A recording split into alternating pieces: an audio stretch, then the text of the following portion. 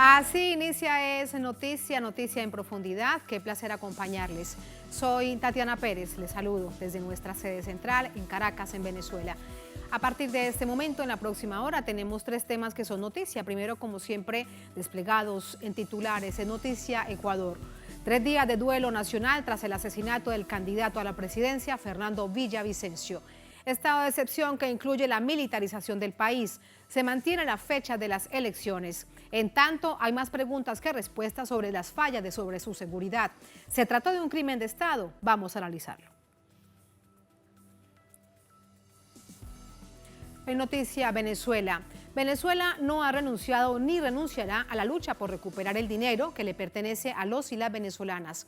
Es la postura del presidente de la nación después que un tribunal ordenara al Novo Banco de Portugal devolver los dineros retenidos al país. Se trata de por lo menos 1.500 millones de dólares. De esta lucha, de lo que viene, hablaremos con el Procurador General de la Nación, Reinaldo Muñoz, en minutos. En Noticia Colombia, un esfuerzo por minar el proceso de diálogo entre el gobierno y el ELN. Así califican ambas delegaciones el presunto plan de esta guerrilla de atentar contra el fiscal general de la nación. El gobierno de Venezuela también condena el intento de involucrarla. La nación bolivariana es garante de estas conversaciones por el anhelo de paz total en Colombia. Les contamos, así inicia Noticia. Bienvenidos, bienvenidas.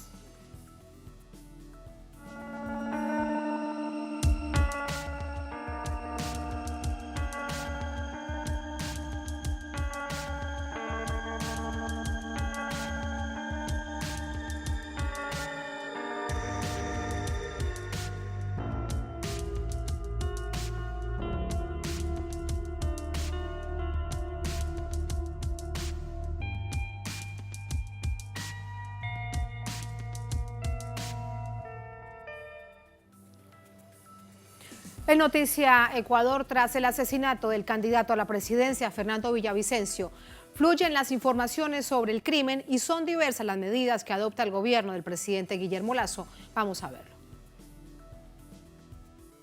En cadena nacional, el presidente Guillermo Lasso decretó el estado de excepción a nivel nacional por 60 días y 3 días de luto tras el asesinato del candidato presidencial al movimiento Construye, Fernando Villavicencio, en un mitin electoral en Quito. Que ante la pérdida de un demócrata y un luchador, las elecciones no se suspenden. Al contrario, estas se tienen que realizar y la democracia se tiene que fortalecer.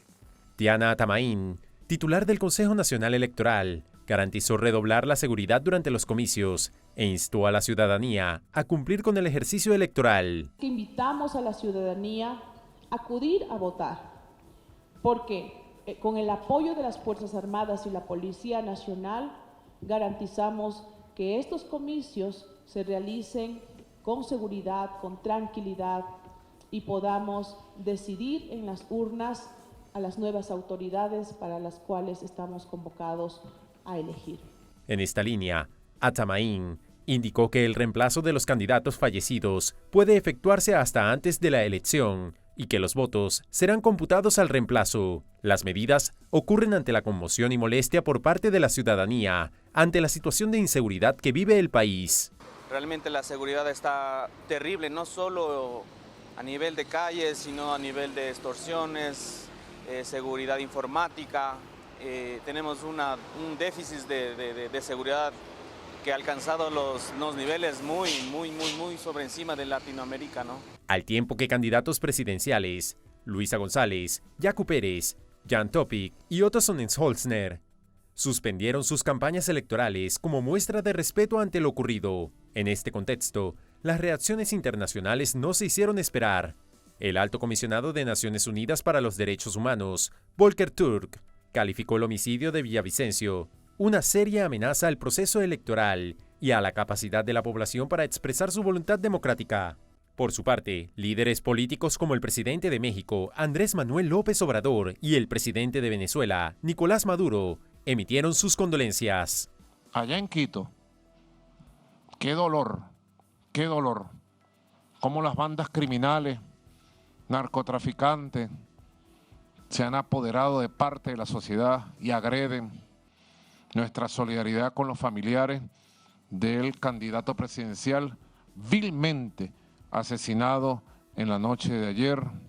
Durante la mañana de este jueves, la Fiscalía General de Ecuador informó la detención de 6 personas presuntamente sospechosos de participar en el homicidio del candidato a la presidencia de Ecuador, Fernando Villavicencio, durante allanamientos ejecutados en Conocoto y San Bartolo, en Quito, pues dentro del vehículo donde iban se encontró una maleta con armas y granadas. Asimismo, el Ministerio Público dio a conocer que el presunto autor del crimen falleció tras haber mantenido un tiroteo con el personal de seguridad que lo detuvo. Previamente, Luis Fernández, abogado de la familia Villavicencio, señaló que el caso podría enmarcarse en un crimen de Estado, debido a que el dispositivo de seguridad del Occiso falló a su salida del mitin político, donde fue asesinado. Pero en este momento ustedes ven que primero se lo lleva en un carro destartalado, sin ningún tipo de seguridad. No era blindado. No era blindado.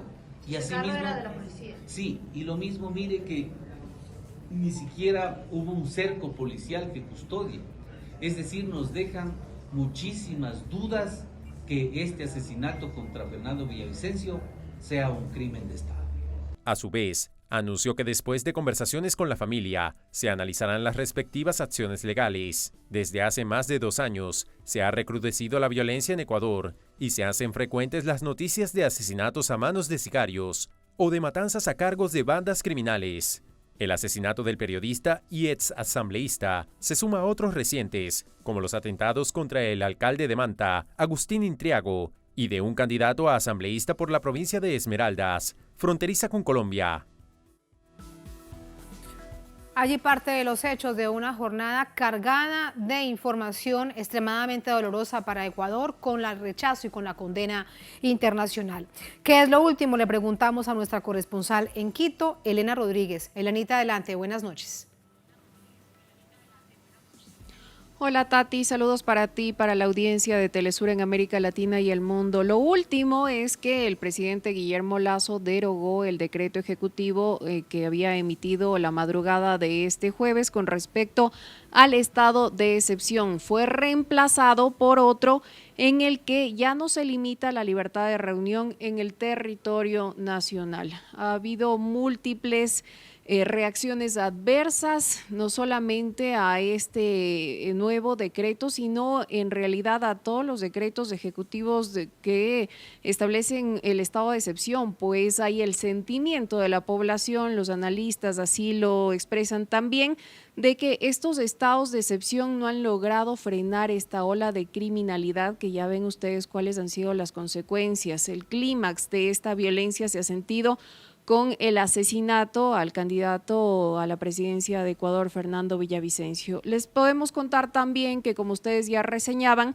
la presidenta del Consejo Nacional Electoral, Diana Tamain, ofreció una rueda de prensa esta tarde. Debo decir que fue la única autoridad del Estado ecuatoriano que se permitió responder preguntas de los medios de comunicación, porque más temprano hubo una intervención del ministro de Defensa, Luis Lara, donde no hubo posibilidad de plantear pregunta alguna.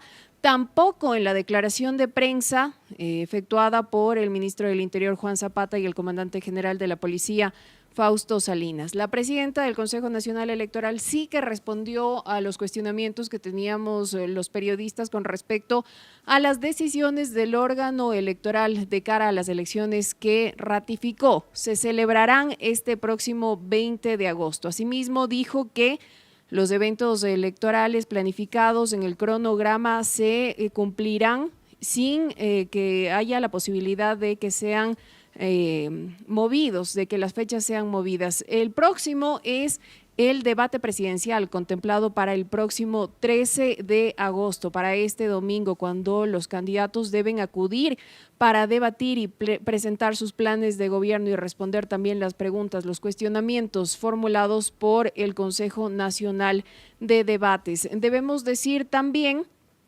que Luis Fernández, abogado de la familia, más temprano responsabilizó al gobierno de no cuidar, de no precautelar la vida del candidato asesinado y calificó a esto como un crimen de Estado cuestionó las medidas de seguridad implementadas por el gobierno de Guillermo Lasso, específicamente por la Policía Nacional. El comandante Fausto Salinas, por su parte, y el ministro del Interior, Juan Zapata, dieron a conocer detalles del dispositivo de seguridad con el que contaba Villavicencio y de cómo operaba. Dijeron que contaba con 3 anillos de seguridad, por lo que siguen surgiendo dudas al respecto. ¿Cómo pudieron ser infiltrados esos anillos y dar como consecuencia el asesinato del candidato? Además, informaron que 6 ciudadanos extranjeros fueron detenidos y ahora son investigados por ser los presuntos responsables. Debemos contarles también que el Movimiento Construye ofreció una rueda de prensa esta tarde en la que dio a conocer que el reemplazo del candidato Fernando Villavicencio será decidido mediante una asamblea de esa agrupación política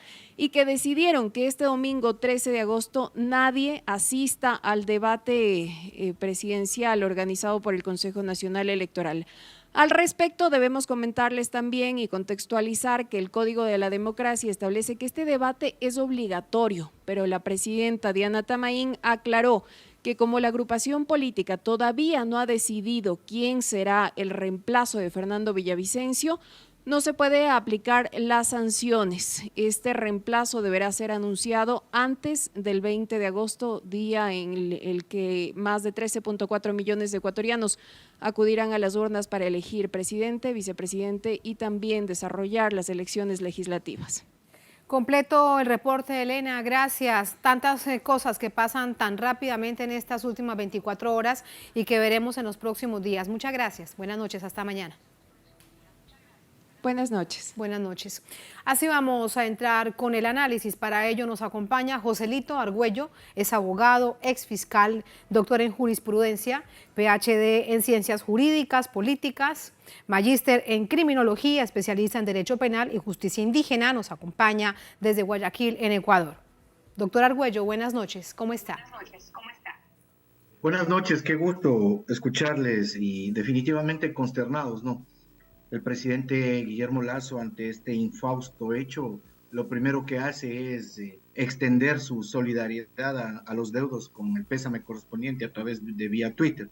Posteriormente, como es de conocimiento público, firma otro más de los decretos de excepción que ha firmado anteriormente, olvidando definitivamente que para que funcione la excepción, primero debemos tener un Estado, y nosotros aquí en el Ecuador lamentablemente ya lo perdimos hace mucho tiempo. Doctor Argüello, decía más temprano el abogado de la familia del candidato asesinado Fernando Villavicencio que esto se trató, él lo calificaba de esta manera, cuando se le preguntaba acerca de todos los fallos de la seguridad, del esquema de seguridad del candidato de un crimen de Estado. Usted, con toda la experiencia que vemos además en el derecho penal y en el derecho constitucional, ¿cree que tiene esas características?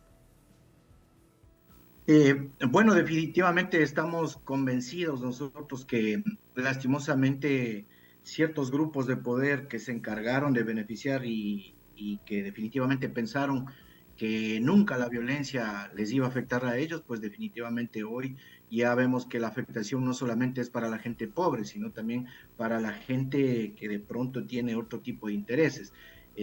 Hoy por hoy hay grupos de poder que están exigiendo mano dura al gobierno, ¿no es cierto? Exigen un Estado fuerte, cuando lastimosamente ellos mismos fueron los que aplaudían de pronto el desmantelamiento de la sociedad. Es triste saber definitivamente la muerte de un candidato, pero definitivamente tomando en consideración todos los antecedentes de corte político, las denuncias que se estaban realizando, nosotros sí nos atreveríamos a decir que el Estado ecuatoriano tiene mucha responsabilidad con respecto a esta muerte. Sí, y en particular acerca de esta situación del esquema de seguridad, llama la atención que días atrás otros candidatos a la presidencia y también, por ejemplo, a la Asamblea Legislativa, decían que Fernando Villavicencio tenía un esquema de seguridad extremadamente fuerte en comparación de ellos que tenían casi nada. Al mismo tiempo, bien sabemos que Fernando Villavicencio, cuando era asambleísta, era muy cercano al presidente Guillermo Lasso y en su campaña, pues así fue también, de manera permanente, nunca lo desmintió. Quiero poner ese punto sobre el análisis porque resulta también importante teniendo en cuenta esta grave denuncia que hace la familia de Fernando Villavicencio. Bueno, aquí hay que tomar en consideración algo que es muy importante, que no solamente sepa América Latina, sino que sepa todo el mundo. Definitivamente existieron colectivos que al inicio, ya ha pasado un año del gobierno, nos activamos para pedir la revocatoria del mandato. Y quien ahora es del difunto fallecido, el señor Villavicencio, fue el primero de los defensores del gobierno de Guillermo Lasso, pese a los temas y a los casos de corrupción existentes. Entonces, definitivamente hoy por hoy se trata de endilgar una responsabilidad quizás a organismos de delincuencia organizada, pero yo creo que siendo objetivos con respecto a este tema, hay que decir de manera categórica que no existen evidencias sustanciales para decir que detrás de esto está el crimen organizado. Villavicencio era un candidato que definitivamente estaba en un lugar no muy cercano a la presidencia de la República en estas elecciones, pero definitivamente hay que analizar a quién beneficia su asesinato, ¿no es cierto? Entonces, debemos tener claro que existen elementos preponderantes y categóricos que nos hacen ver que definitivamente este es un crimen de corte político. ¿Por qué? Porque tomando en consideración también lo aceptado por parte de los familiares, el candidato definitivamente no contaba, se dice, ¿no?, por parte de la policía que contaba con los anillos de seguridad correspondientes, pero definitivamente si usted observa en los videos, no existe el mínimo protocolo de seguridad con respecto a la transportación del candidato que, por haber realizado denuncias gravísimas en contra de los narcogenerales, en contra de pronto de entes que están enquistados en el poder político, definitivamente debía tener una seguridad muy diferente. Eso no pasó con el candidato y esto sí, se endilga la responsabilidad por la falta de protección dada a los estamentos estatales como es el Ministerio del Interior por parte de su ministro y efectivamente por parte del gobierno a través del presidente Guillermo Lasso. Doctor Argüello, y usted de hecho plantea un asunto clave que lo convierto en pregunta. ¿A quién le beneficia el asesinato de Fernando Villavicencio? ¿A quién o a quiénes y a qué sectores? Y al mismo tiempo este caos en el que se ha convertido el país, ¿a quién le beneficia? Bueno, es un hecho preponderante. El beneficio directo son beneficiados directos de esta situación los grupos de poder, aquellos que se han beneficiado desde la época de Lenín Moreno y que luego siguieron con Guillermo Lasso, que ha cogobernado conjuntamente y que hoy ya llevan el poder 6 años. Estos grupos determinados por los banqueros, por los grandes empresarios, por aquellos que se han hecho de pronto beneficiarios de esa política pública que ha sido direccionada para beneficiar y para aumentar los caudales económicos de sus bolsillos. Aquellas personas que mantienen nexos y lazos de pronto con grupos que están al margen de la ley y que definitivamente se han beneficiado por dejar pasar actividades de corte ilícita. Recientemente, miren, acaban de capturar de pronto un gran contingente de droga salida de aquí del puerto de Guayaquil. Entonces hay que tomar en consideración que aquí existe un beneficio a estos grupos de poder que definitivamente iban a ser investigados por parte de la Fiscalía General en virtud de las denuncias que hoy propuso con fecha anterior el mismo Fernando Villavicencio y que estaban a la espera de que se realice una investigación y que daban cuenta de personajes del gobierno que estaban inmiscuidos en este tipo de temas, tal y cual, como vuelvo y repito, incluso se habló de los narcogenerales, de personajes que están al lado, junto al gobierno, que están trabajando con el gobierno y que definitivamente tenían intereses en que Fernando Villavicencio no siga con este tema de las denuncias. Por eso yo digo, mantengo y sostengo, no existen evidencias, no hay evidencias sustanciales que este delito se trate de pronto de crimen organizado. Es fácil endilgar la culpa y la responsabilidad, pero para determinar de manera fehaciente que hay grupos de delincuencia organizada tras el asesinato de Fernando Villavicencio, tendría que establecerse una verdadera investigación y ver cuáles son los grupos políticos más beneficiados con la muerte de quien en vida fue Fernando Villavicencio. Sí, le comprendo, doctor Argüello, pero esto también lo que implica, lo que se infiere, es que hay parte de estos grupos de poder o los sectores de poder a los que usted hace referencia, incluidos esos narcos generales, de los que esa lista han pasado más de 2 años y no se sabe quiénes son, porque recordemos que esto fue un anuncio que hizo la Embajada de Estados Unidos en Ecuador. Pero después de eso, parte de esa investigación, que era el Gran Padrino, pues realmente se mandó a archivar. Y también allí está en respuesta el juicio político que se le seguía al presidente Guillermo Lasso. Entonces, estos grupos de poder necesariamente estarían ligados a uno de los grupos criminales que hoy en día sí se conoce por evidencias que hacen vida en el Ecuador. Es decir, el grupo criminal narcotraficante que también está en Colombia, Jalisco Nueva Generación, o la mafia albanesa, etcétera. Bueno, hay que también ser claro en esta situación. Anteriormente había un grupo que lideraba de pronto la delincuencia organizada aquí en el país, y esto lo manifestamos por data, por estudios, por investigaciones que hemos realizado. Pero hoy, a la actualidad, existen alrededor de 86 agrupaciones delictuales, creando un desorden con relación al cometimiento de delitos, de acciones de corte delictual, y que efectivamente es imposible determinar. Por eso yo digo que hay que hablar con seriedad cuando se endilga responsabilidad a la delincuencia organizada con respecto al cometimiento de este delito. Hay que tomar en consideración, vuelvo y repito, quiénes son los grupos más beneficiados con respecto a callar la voz de una persona que definitivamente podría haber tenido credibilidad para unos, no podría haber tenido credibilidad para otros, pero lo que sí es cierto, que ha realizado denuncias que hoy reposan en la Fiscalía y que definitivamente también van arrastrando a gente del gobierno en los grandes negociados con los cuales se han llevado el dinero a los ecuatorianos, que lastimosamente hoy tenemos que vivir con $2 diarios, porque definitivamente la riqueza del país única y exclusivamente ha sido direccionada a través de política pública ausente para beneficio de aquellos que siempre han dominado el pueblo. Doctor Argüello, y por último veíamos hoy como por ejemplo uno de los candidatos a la presidencia, el ex vicepresidente de Lenín Moreno, Otto Sonnenhösner, culpaba de este caos, de esta violencia inédita del país al correísmo, en particular al gobierno del expresidente Rafael Correa, que no gobierna el país hace más de 8 años. ¿Usted por qué cree que sucede esto?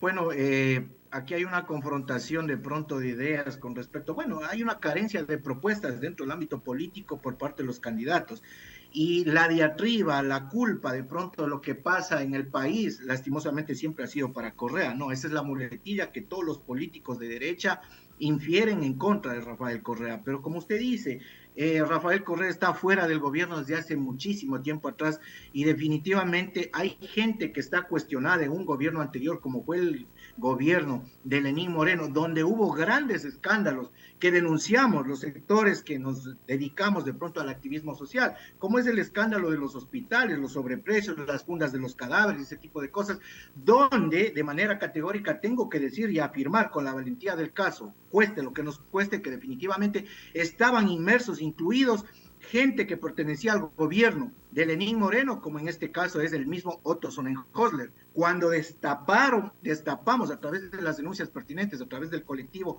para vigilar la transparencia de la función pública, los sobreprecios que existían en los hospitales públicos, los repartos de los hospitales públicos con la señora Romo y con el mismo vicepresidente de ese entonces, y que hoy está saltando a través de una denuncia que ha tenido trascendencia por parte de una persona que fue presionada en determinado momento para realizar acciones que tiendan a crear de pronto un emolumento económico a ciertos grupos de poder que también estaban enquistados en ese momento en el gobierno de Lenín Moreno. Entonces, la conclusión de esto es que la falta de propuestas serias con respecto a lo que en realidad se tiene que hacer, porque son neófitos en la creación o en la implementación de la política pública respectiva, porque son neófitos, porque no conocen del tema de política criminal. Y lo más fácil es endilgar la responsabilidad y culpa a quienes definitivamente no están aquí en el país. Yo, la verdad, categóricamente debo manifestar, no soy correísta, pero no todo lo que pasa aquí en el país es culpa de Correa, porque Correa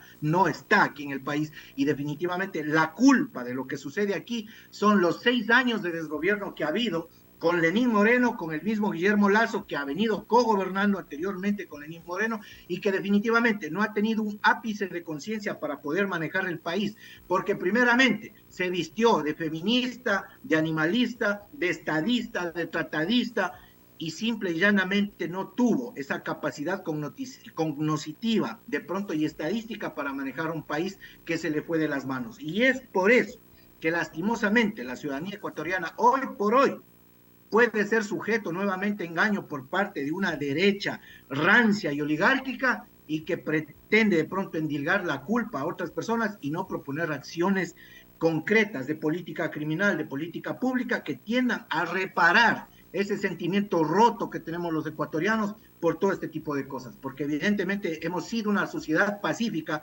que el día de hoy ha sido transgredida porque definitivamente los culpables y responsables son estos políticos que se han encargado de hacer del Ecuador un infierno. Doctor Argüello, muchísimas gracias por sus palabras, muy valientes, muy buenas noches. Gracias, le agradezco por el espacio. A usted muchas gracias. Así vamos a la primera pausa en esta emisión de Es Noticia. Al volver en Noticia Venezuela, abrimos comillas, Venezuela no ha renunciado ni renunciará a la lucha por recuperar todo el dinero que le pertenece a los y las venezolanas. Cerramos la cita. Es lo que ha dicho esta noche el presidente de la Nación, Nicolás Maduro, después que un tribunal ordenara al Novo Banco de Portugal devolver los dineros retenidos al país. Se trata de por lo menos 1.500 millones de dólares. De esta lucha, de lo que viene, hablaremos en minutos con el Procurador General de la Nación, Reinaldo Muñoz. Estamos en Es Noticia.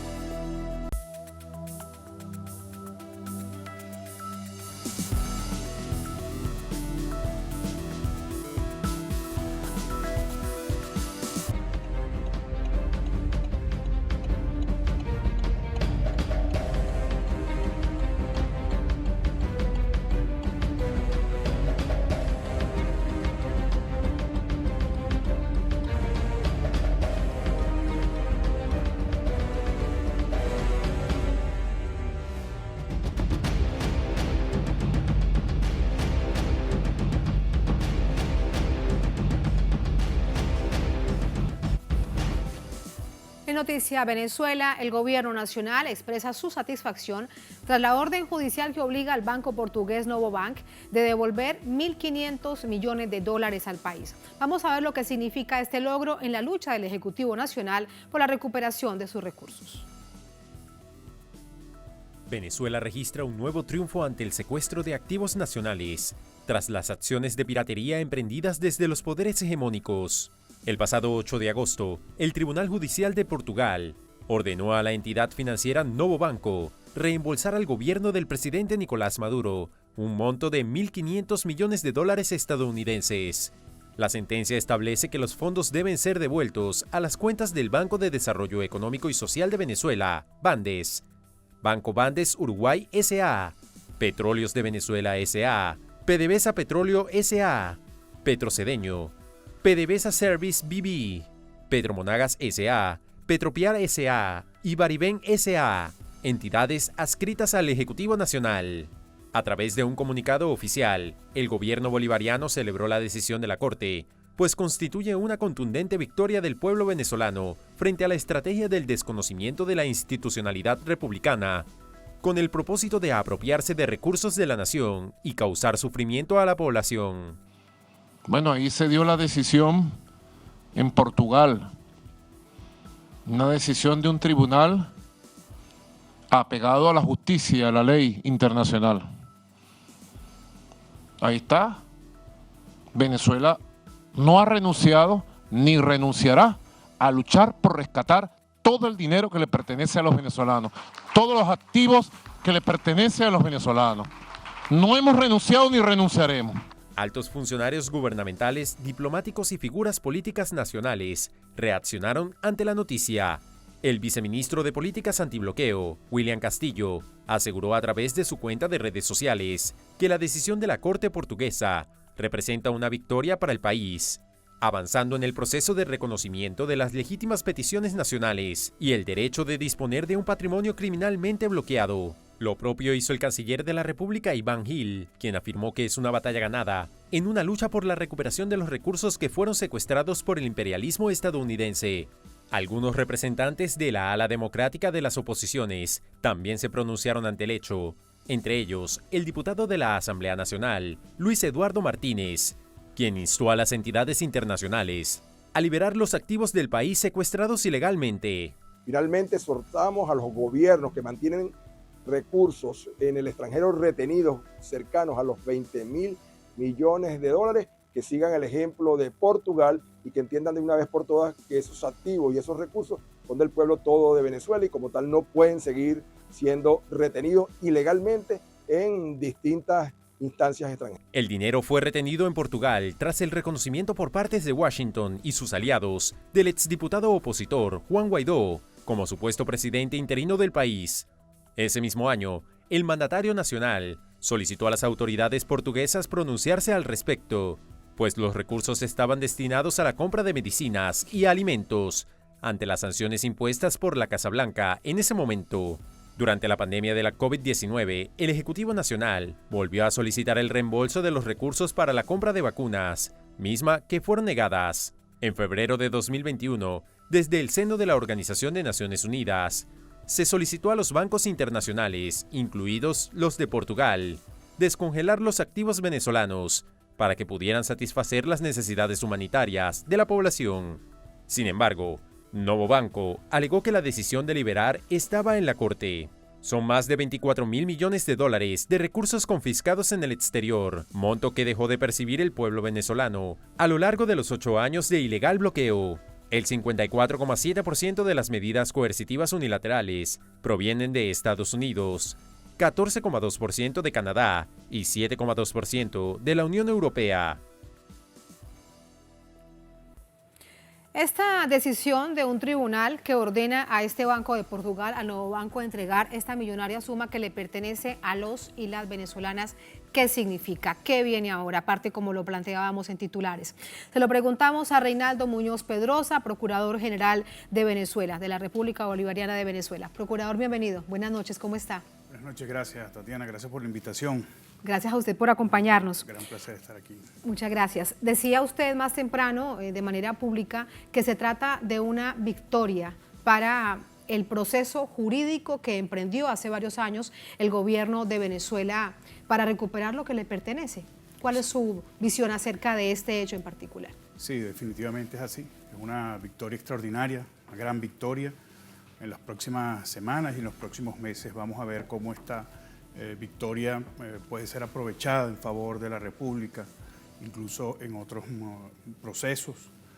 Es importante que nuestra gente, que el pueblo entienda que este sistema de protección que fue ordenado en la ley antibloqueo y que ha venido implementándose desde el año 2020, pues ha sido fruto de una extraordinaria coordinación sobre la base de un asunto en el que seguramente la mayoría de los gobiernos del mundo ni siquiera tienen experiencia, ¿no?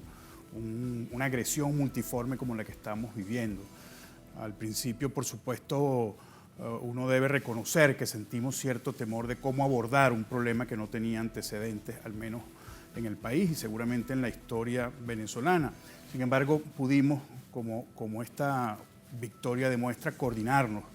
El presidente de la República, la vicepresidenta, también como ministra de Finanzas, esa coordinación que ha habido entre los distintos equipos jurídicos, tanto de los ministerios como de estas entidades, que a veces es complicado, pero no. Con ocasión precisamente de la agresión, todos nos hemos unido, hemos trabajado en una sola dirección sin que haya ningún tipo de diferencias, ¿no? Esto ha sido de verdad para nosotros enriquecedor, para los equipos jurídicos principalmente, y sí, la celebramos como una gran victoria. Sí, Procurador, para tratar de comprender lo que esto significa, se lo pregunto además en clave latinoamericana, son miles de millones de dólares que no solamente están en el Novo Banco, sino en otros bancos europeos, también por parte de Estados Unidos, son cifras millonarias que le pertenecen a los y las venezolanas. Pero en este caso particular, es un tribunal que ordena al nuevo banco entregar estos 1.500 millones de dólares. ¿Estaría detrás también el gobierno de Portugal o lo que se ha observado, de acuerdo a lo que ustedes y su experticia le dicen, es que ha sido un proceso independiente? Sí, es difícil en este punto lograr determinar con certeza si efectivamente, por ejemplo, el gobierno de Portugal, el propio Novo Banco, los socios de Novo Banco están involucrados en algún tipo de fraude, ¿no? que puede subyacer detrás de este proceso que se dio durante todos estos años. Sin embargo, sí, efectivamente, aunque el proceso no inicia como un proceso de reclamo sobre la representación de estas entidades, de todas estas entidades, frente a Novo Banco o frente a la justicia portuguesa. El proceso viene un poco más atrás. Venezuela tenía, o varias entidades venezolanas tenían cuentas en Espíritu Santo, era un banco que existió antes de este Novo Banco. Ese banco es liquidado por una situación financiera, liquidación que, por cierto, generó bastante suspicacia. Venezuela confió, entre otras cosas, en el propio gobierno portugués, deposita parte del dinero que utilizaba para el manejo ordinario de estas entidades en Novo Banco, y Novo Banco, poco tiempo después, invocando las sanciones norteamericanas, es decir, hasta ese punto Novo Banco nunca dijo, no reconozco la representación de Venezuela. Primero invocó las sanciones, decía que las sanciones ponían en riesgo las operaciones, y finalmente mantuvo bajo ese criterio congelado el dinero de facto hasta que por fin saca el argumento de la representación, por supuesto luego de que en 2019 hubiese la autoproclamación del señor Guaidó. Y entonces allí es cuando dicen que entran a reconocer al gobierno fantasma de Guaidó. Exactamente, allí surge ese argumento de Novo Banco, niega las operaciones, es decir, niega el trámite de las operaciones que venían solicitando, los pagos, las transferencias que venían usando. Lo entiendo, y ahí entonces se genera la suspicacia, si lo habían hecho anteriormente para tratar de retener este dinero por sus propios intereses. Sí, efectivamente, además que subyacen allí muchas cosas, ¿no? Por ejemplo, esto ocurre justamente en un momento en que el Novo Banco atravesaba por una situación financiera muy difícil. Los entendidos de estos temas financieros dicen que era imposible para Novo Banco pagar esa cantidad de dinero y que de alguna forma puede haber contactado operadores de la oposición para, mediante este proceso que favorecía la posición de no entregar el dinero a Novo Banco pudiera en el tiempo pues mantener esa situación fraudulenta de que tenía fondos cuando realmente no era así. Por supuesto, esto son especulaciones, pero los indicios nos dicen que sí puede haber mucho de realidad. Claro, que dan cuenta de este escenario. Ahora, procurador, en el marco del derecho internacional, usted como experto, ¿qué hechos, qué claves genera esta situación para ir en busca de esos otros recursos que le pertenecen a los y las venezolanas? Eso es una pregunta muy interesante. Fíjate que la decisión se emite en el marco de la jurisdicción portuguesa, es decir, una decisión que tiene efectos en la jurisdicción portuguesa. Sin embargo, esa decisión revisa muchas situaciones de hecho que venían dándose, entre ellas, por supuesto, la más importante, que aparece un grupo de personas, dicen ser el gobierno venezolano, dicen representar a una serie de entidades, incluso al propio gobierno, en contra de la Constitución venezolana y de toda la legislación venezolana. Llevan una legislación emergente, una legislación que no existía en el país, como es ese famoso estatuto que crearon. Y sobre la base de todos esos argumentos, bueno, por supuesto, lo único que buscaban era mantener en el tiempo los congelamientos. En el plano internacional, esa decisión no puede ser llevada como una decisión con un valor jurisprudencial. Sin embargo, los hechos allí revisados, las situaciones que la juez vio y que por cierto fue muy contundente en la decisión, sí pueden ser vistos y sí pueden ser argumentados en otros tribunales. Por ejemplo, el hecho de que la jueza claramente dice ustedes no son los representantes. Es decir, este grupo de personas que se presentaba diciendo que eran representantes, la juez claramente dice, ustedes no son los representantes. Además les dice, los apoderados que ustedes enviaron a este proceso tampoco. Y eso no ocurrió en esta decisión, eso ya había ocurrido en diciembre de 2022, ¿no? Pero esto es muy interesante y aplaudible también porque en el contexto internacional de la agresión a Venezuela, que también tiene mucho de lawfare, de la persecución judicial, hay una justicia que dice la claridad, que todos lo sabemos, incluso el jefe de la política exterior de la Unión Europea, Josep Borrell, que el gobierno legítimo de Venezuela es el de Nicolás Maduro. Sí. Fíjate que ese argumento en derecho internacional es totalmente, ¿no?, falaz. Decir que la comunidad internacional debía reconocer en específico a un gobierno y no a un Estado es una cuestión, digamos, novedosa.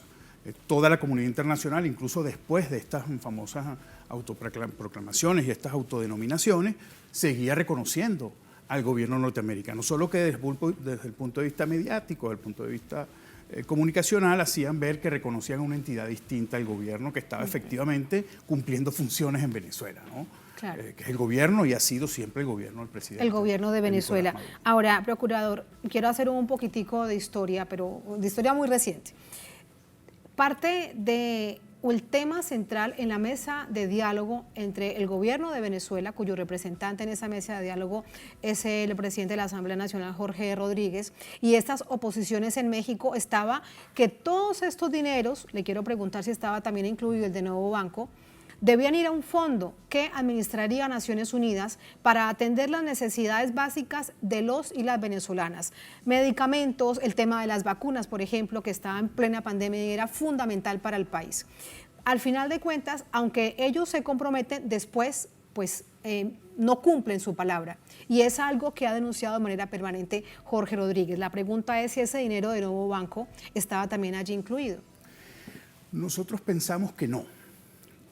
Una vez que, aunque la Procuraduría no participó en estas mesas de negociación de México, sin embargo, por supuesto, todos los resultados fueron comunicacionalmente expuestos. Así es. Nosotros de inmediato iniciamos, ya veníamos, por supuesto, en coordinación con el resto de los órganos de la administración, veníamos coordinando la ubicación de todo el dinero que tenía el país a través de sus entidades, la propia República, distribuido por el mundo, y siempre ha habido claramente un inventario de esos activos, ¿no? En esos activos nunca se ha identificado alguno bajo control de alguien distinto al gobierno venezolano, salvo un dinero que está en Estados Unidos, que públicamente Estados Unidos dijo está en mis cuentas del Tesoro, por lo cual nadie puede controlarlas. Pero ese nadie puede controlarlas es que la propia oposición tampoco podía controlarlo, tampoco puede controlarla, ¿no? En una clara, flagrante forma de agresión contra la soberanía nacional. Bueno, Estados Unidos es el que dispone ese dinero, da autorizaciones y ordena los pagos. Por eso entonces, procurador, permítame aquí hacer un inciso, es que este gobierno de fantasma de Guaidó arma esta estructura de un gobierno ad hoc y a partir de allí entonces es que le pedían al Departamento del Tesoro de Estados Unidos el dinero legítimo de Venezuela. Sí, sí, porque nunca hubo control, es decir, este dinero Nuevo Banco no estaba bajo control de la Asamblea Nacional, ni de los abogados, ni de ningún tipo de representación que no fuera el gobierno venezolano. Porque la estrategia es muy simple. La estrategia, aunque la han vendido como una estrategia genial de la oposición y de los abogados de la oposición, ha sido muy simple. Únicamente contratar abogados, que por cierto ha sido un gran negocio, se han gastado cientos de millones de dólares en abogados. Contratar abogados, esos abogados intervienen en cualquier causa en la cual esté en Venezuela, preferiblemente si esa causa, por supuesto, tiene ingentes cantidades de dinero, y una vez que intervienen, se quedan allí durante el tiempo que pueda. Por supuesto, los vericuetos de un proceso judicial pueden llevar a que un proceso que debe desenvolverse en 3 o en 6 meses dure 3, 4 o 5 años, ¿no? Esa era la estrategia, y esa estrategia además llevaba también al segundo gran paso, es para qué, imagino yo, piensa o pensaba este grupo criminal, dice, ¿para qué mantengo yo en el tiempo estos juicios? Bueno, para impedir que el gobierno satisfaga necesidades del pueblo, para privar al pueblo de la satisfacción de sus necesidades y luego entonces generar sufrimiento y finalmente... Para causar hambre, necesidad y angustia al pueblo venezolano. Y eso fue, fíjate, reiterado, fue muchas veces dicho por los propios funcionarios de la administración, bien en un principio de Trump, después de Biden, lo reiteran libremente, lo dicen libremente, está escrito en libros de los propios funcionarios. Con absoluto cinismo lo dicen. Sin prurito alguno. Así y finalmente ha sido repetido por estas mismas personas que actuaron por la oposición, quienes incluso llegaron a criticar que se permitiera que enviaran barcos de comida a Venezuela, ¿no? Como una cosa, ¿no? Mientras menos barcos de comida envíen a Venezuela, entonces más rápido llegará el fin. Una cosa, ¿no? Cuando está hablando de seres humanos, estamos hablando entonces, bueno, de mentes perversas. Claro, ¿no? de crímenes contra la humanidad. En los próximos años necesitamos estudiar eso acá los abogados venezolanos. Todo lo que ha sucedido. Procurador, estamos hablando de estos dineros en el nuevo banco, pero hay otros dineros en Europa. Muy conocido lo que pasa con el oro en Inglaterra. ¿En qué otras partes de Europa hay dinero de los y las venezolanas? El caso del oro en Londres es un caso emblemático, tan emblemático como sobre todo por la cantidad, ¿no? Como este caso de Novo Banco. Los argumentos son parecidos, bastante similares. Se traba un litigio por el supuesto asunto de la representación. Solo, decía yo esta mañana, la jurisdicción inglesa ha sido muy agresiva. La doctrina de una sola voz que han adoptado los tribunales ingleses, muy parecida a la de los tribunales norteamericanos, dice, bueno, usted no puede reconocer absolutamente ningún acto de gobierno y ninguna representación que no sea la que yo, gobierno, reconozco. Eso, por supuesto, ha favorecido ese secuestro. Esta decisión, hay que ver esta decisión, ¿no? Analizar los próximos pasos y las próximas decisiones en jurisdicción de Londres para saber si esta decisión pudiera, de alguna manera, incidir, ¿no? En otros países sí hay dinero congelado, sobre todo de entidades venezolanas. Recuerda que tenemos un beneficio allí en cuanto a los recursos de la República, que es que esas cuentas gozan de inmunidad, aunque en principio ocurrió algo perverso, que fue que se congelaron las cuentas de la República. Es decir, la cuenta con que se le pagan a los funcionarios diplomáticos estaban congeladas, ¿no? Luego eso fue, digamos, un poco superado y sin embargo hay algunos países que no permiten ni a las agencias diplomáticas nuestras, ni a los agentes diplomáticos, a los funcionarios diplomáticos abrir cuentas, ¿no? Decisión hecha de eso, hay algunas entidades, por ejemplo CBG, que tiene operaciones en el extranjero, muchas de las empresas mixtas, en España, en Suiza, en Bélgica, en Alemania, es decir, hay dinero depositado en otras cuentas. En algunos casos no se nos ha permitido verificar si los montos están allí todavía. Sí, este es un punto clave, procurador, y con esto lo quiero despedir porque lo que observamos es que, bueno, es un trabajo además de mucho esfuerzo del día a día para recuperar todos estos recursos del pueblo venezolano. Pero ¿sí llegarán? ¿Cree usted, por ejemplo, para el caso? Me dirá que no lo sabe, es una pregunta especulativa, de pronto un poco con la emotividad se lo pregunto. Estos 1.500 millones de dólares del pueblo venezolano tienen que regresar al país. Sí, no solo esos 1.500 millones, todo lo además deben regresar el resto de los recursos. Claro. Venezuela tiene muchas alternativas procesales, Venezuela tiene derecho a compensaciones, es decir, este gran sistema criminal que ha funcionado en el mundo contra Venezuela tiene que tener unas consecuencias en el orden jurídico mundial. No creo que haya un jurista en el mundo decente que piense que esta es la forma en que una potencia o un grupo de potencias puede manejar a otro país, ¿no? Llevándolo a la miseria, llevando a su gente al hambre y finalmente provocando una destrucción del país. Eso no es posible, no va a ocurrir y Venezuela va a recuperar sus activos. Los tiempos en los que eso va a ocurrir, bueno, fíjense, esta decisión es importante para marcar esos tiempos, es decir, los tiempos son cortos.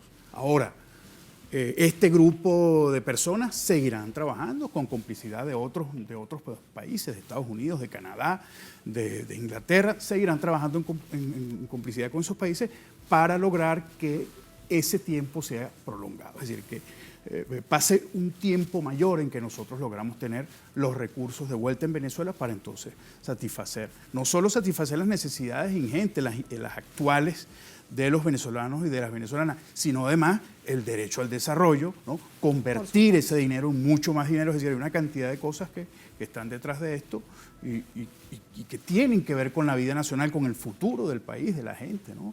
Son vidas humanas, es decir, es una cosa mucho más compleja que la simple celebración que vemos nosotros a veces en algunos voceros de la oposición, cada vez que logran impedir que Venezuela haga uso de sus recursos. Pues es que eso es no querer ni un poquito a su propia patria, porque no hay otra forma de entenderlo. Así es. Procurador, muchas gracias. Buenas noches. Gracias a ti, Tania. Muchas gracias a todos aquí en el estudio. Muchísimas gracias. Gracias. Así vamos a la última pausa en esta emisión de Es Noticia. Al volver en Noticia Colombia, un esfuerzo por minar el proceso de diálogo entre el gobierno y el ELN. Así califican ambas delegaciones el presunto plan de esta guerrilla de atentar contra el fiscal general de la Nación.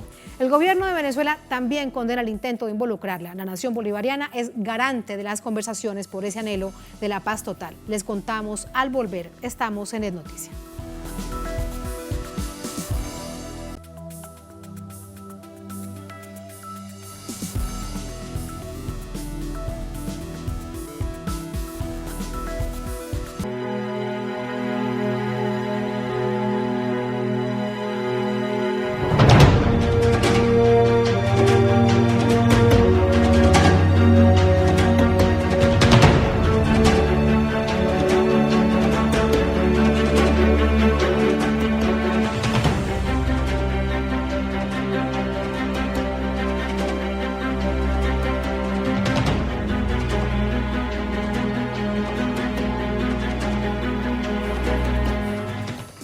En Noticia Colombia, el Ejército de Liberación Nacional niega un presunto plan para atentar contra el fiscal general de la Nación y otras 2 personas que se le atribuyen. En tanto, el gobierno de Venezuela, al que también se involucra, responde que se trata de un intento del fiscal general de la Mediática Nacional de Colombia de entorpecer el proceso de diálogo.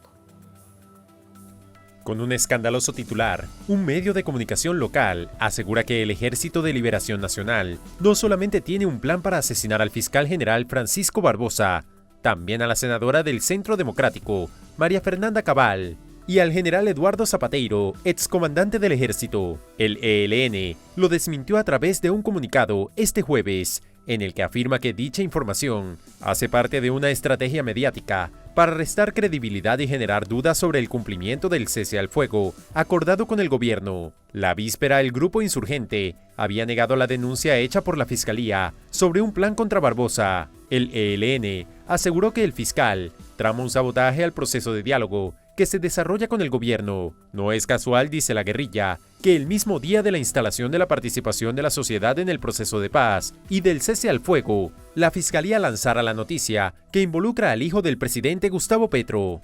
Por ello, el ELN solicitó una reunión del mecanismo de monitoreo y verificación del proceso, que incluya a miembros del Ejército Nacional, del ELN y delegados de la ONU, para examinar la situación creada por el fiscal Barbosa. Según la Fiscalía, tal atentado estaría planificándose en territorio venezolano, donde supuestamente se capacita a los francotiradores del ELN a cargo de la operación. A este señalamiento, el gobierno venezolano respondió que tales informaciones solo tienen el objetivo de minar el proceso de paz del que son garantes. Venezuela rechazó cualquier intento de entorpecer la salida pacífica del conflicto armado del país vecino y ordenó una investigación para esclarecer la verdad sobre lo que califica como rumores que con dudosa intención son esparcidos en Colombia. El alto comisionado para la paz en Colombia destacó este jueves que Venezuela ha sido transparente y ha cumplido cabalmente como garante en el proceso con el ELN. Desde el primer momento en que tuvimos contacto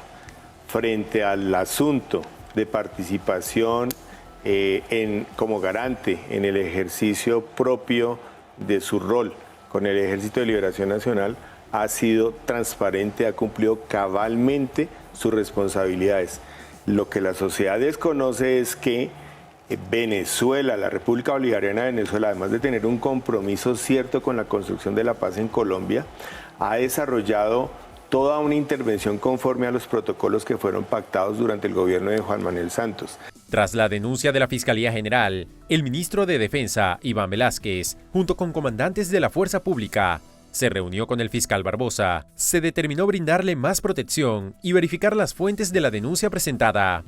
La verificación respecto de las fuentes que han suministrado la información, la determinación de la credibilidad, de la veracidad, de las posibilidades efectivas de que este hecho puesto en conocimiento sea una acción probable o también, como puede ser otra de las hipótesis, de enemigos del proceso de paz que se adelanta con el Ejército de Liberación Nacional para tratar de torpedearlo.